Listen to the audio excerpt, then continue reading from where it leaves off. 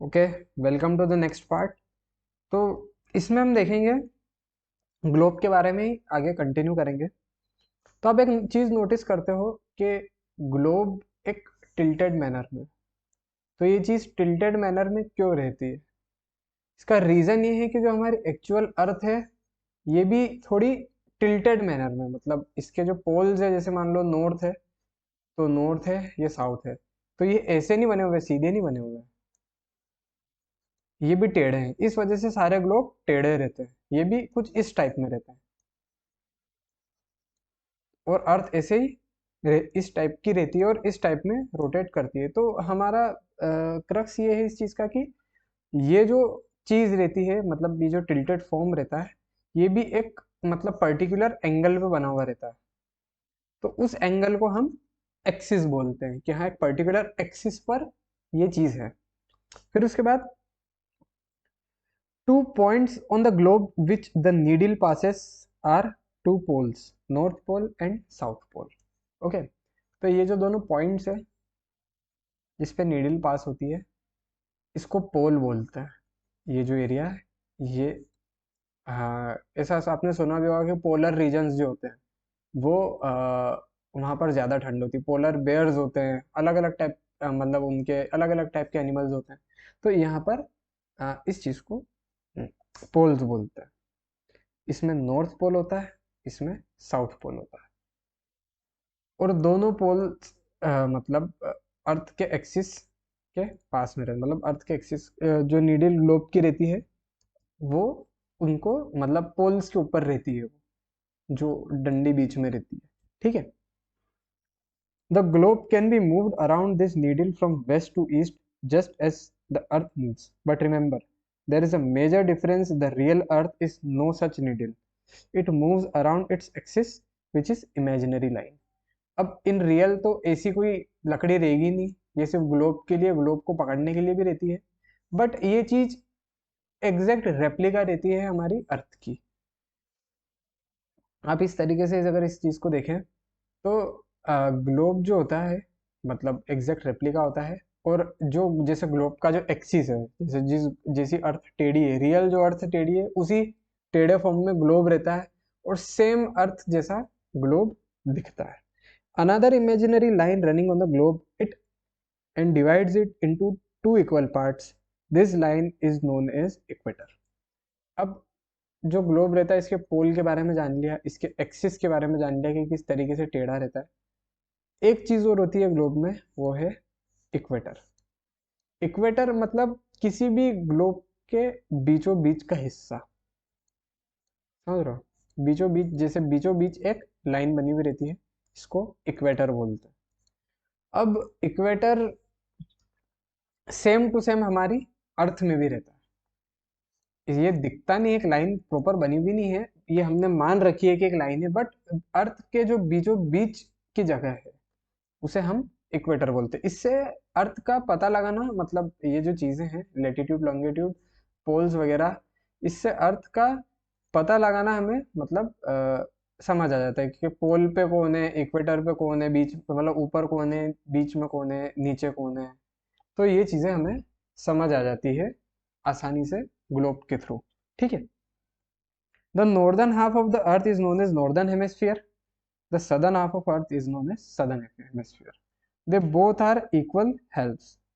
मतलब ये जो एरिया रहेगा ये नॉर्दर्न हेमिस्फीयर कहलाएगा, जो इक्वेटर के उधर वाला जो नॉर्थ की तरफ जा रहा है, जो नॉर्थ पोल का एरिया है वो नॉर्दर्न हेमिस्फीयर, और जो साउथ पोल का एरिया है वो सदर्न हेमिस्फीयर। मतलब साउथ पोल और इक्वेटर के बीच का जो एरिया उसे सदर्न हेमिस्फीयर कहेंगे।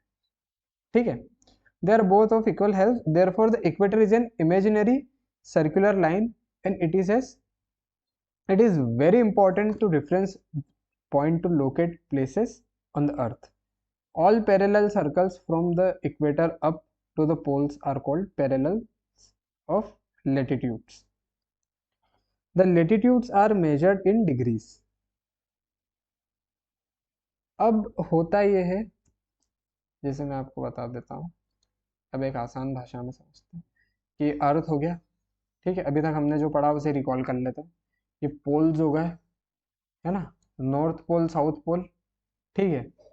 उसके बाद एक लाइन रहती है, वो डिवाइड करती है, मतलब साइंटिस्ट ने पता लगाने के लिए, मतलब कंफ्यूजन ना हो ज़्यादा, इसलिए करा कि एक बीच में एक इमेजिनरी लाइन खींच दी, मतलब ऐसे ही। तो ये जो एरिया है, इसे नॉर्थ पोल कहा गया, सॉरी ये जो एरिया, इसे साउथ पोल कहा गया, और ये जो एरिया है,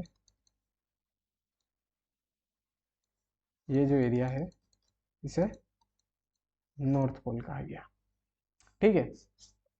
अब उसके बाद therefore the equator is an imaginary circular line. अब जो, जैसे मान लो इसको हम टॉप से देखते हैं, अब आप समझो कि ये टॉप है अर्थ का, है ना, ये यहाँ पर नॉर्थ पोल आ गया, नहीं आप कंफ्यूज हो जाओगे। तो ये भी एक क्या है कि एक सर्कुलर ही लाइन है, मतलब अर्थ हमारे गोल है, तो पूरी लाइन एक सर्कल पर आएगी है। जैसे कि ये है, ये पूरा एक टाइप का सर्कल है। जैसे मान लो आपको मतलब उस चीज़ के लिए मैं और बता देता हूँ, सॉरी,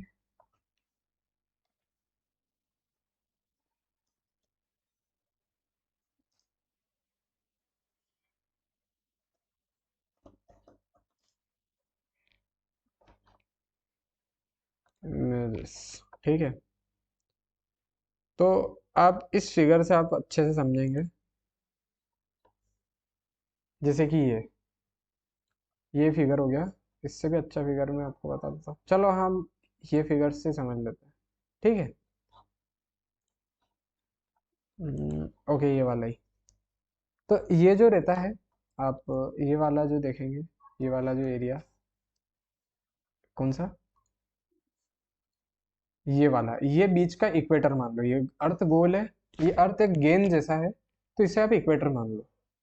फिर उसके बाद आपकी बुक में जो फिगर दे रखा है उस हिसाब से अगर हम देखें, तो ये जो टॉप का है ये नॉर्थ पोल, फिर उसके बाद एक लाइन यूं आ रही है, एक लाइन यूं आ रही है, एक लाइन ऐसे से ऊपर ऊपर से जैसे चूड़ी जैसे रखते हैं हम किसी गेंद पे। आप यूँ समझो ना, ये गेंद पर हम कोई रिंग रखते हैं, या फिर हम बेंगल रखते हैं, एक चूड़ी रखते हैं, तो एक गोला जैसा उसका कवर हो जाता है, मतलब आप उस चूड़ी को लाइन समझिए। तो वैसी बहुत सारी लाइंस, मतलब एक अर्थ जो गेंद जैसी अर्थ है हमारी, उसके ऊपर बनी हुई है, ठीक है। नॉर्थ से भी बनी हुई है ना, और साउथ से भी बनी हुई है। नॉर्थ से अपनी बनी हुई है, साउथ से अपनी बनी हुई है, और बीच की लाइन है, वो डिवाइड करती है दोनों को, ठीक है। तो all these parallel circles from the top of the equator to the poles are called parallels of latitudes. Latitudes are measured in degrees, ठीक है। अब जैसा कि मैंने आपको बताया कि जो लेटी हुई अर्थ है हमारी, और अर्थ का ये ऐसे ऐसे बना हुआ है, ये लेटीट्यूड, ये यूं, ये बीच का इक्वेटर आ गया, है ना, ये ये सदर्न, ये लेटीट्यूड, और ये इसी टाइप में लॉन्गिट्यूड, है ना। ये आपने भी वही फिगर देख लिया होगा। तो ये जो है, ये एक अलग डिग्री में बने हुए हैं, और सब एक दूसरे के पैरेलल है, मतलब कोई भी एक दूसरे के अड़ता नहीं है। पैरेलल्स आपको मैथ्स में बताएंगे कि दो लाइन अगर एक दूसरे के नहीं अड़ रही है और बराबर चल रही है आखिरी तक, एक सेकंड आप होल्ड करना इस चीज़ को, अब जो भी है नेक्स्ट पार्ट में हम डिस्कस करेंगे।